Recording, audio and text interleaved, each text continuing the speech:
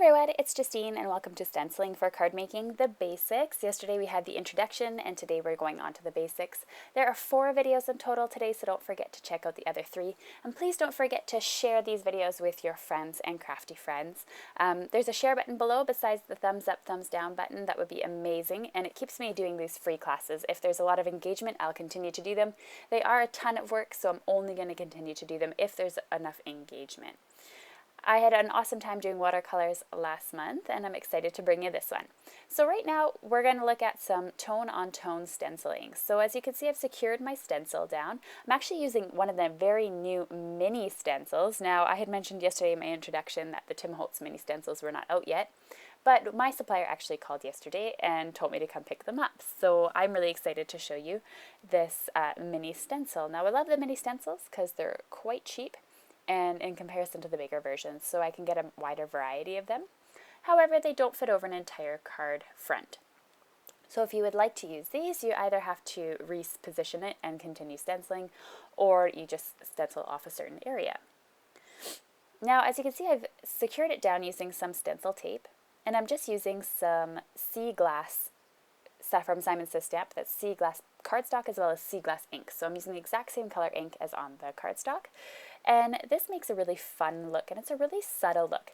Now on the camera, it turns out a lot better than in the pictures. In the pictures, it looks extremely light, especially the sentiment when I finished it. But overall, you can see everything in person really quite well. It just took me a couple of seconds to line up the stencil properly. I find when you're stenciling tone on tone, you don't have to worry so much about those harsh lines. You still have to have a fairly light hand when blending, but I found personally that it didn't really matter if I went off of the cardstock or off of the craft mat first, like I had suggested in my previous video.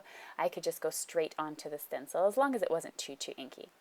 Now I'm just going to mask off another area here because I have sort of an area that's like a 1/4 inch around the entire card front that's not stenciled. I had to go in and add that.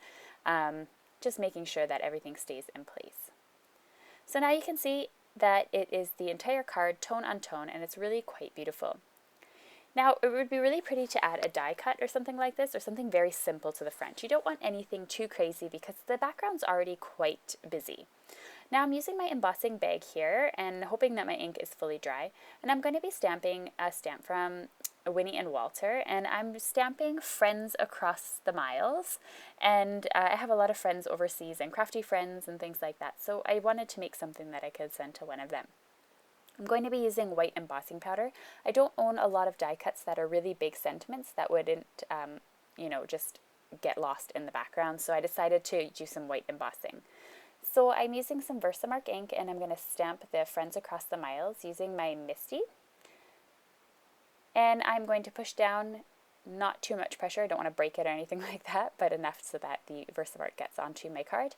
I'm going to add some white embossing powder and heat emboss the sentiment. I personally use white embossing powder from Ranger. It's the super fine embossing powder. I like it especially for sentiments because it really gets that detail out of there. If you have any excess powder sticking to the card front because your ink wasn't dry, just remove it with a white paintbrush.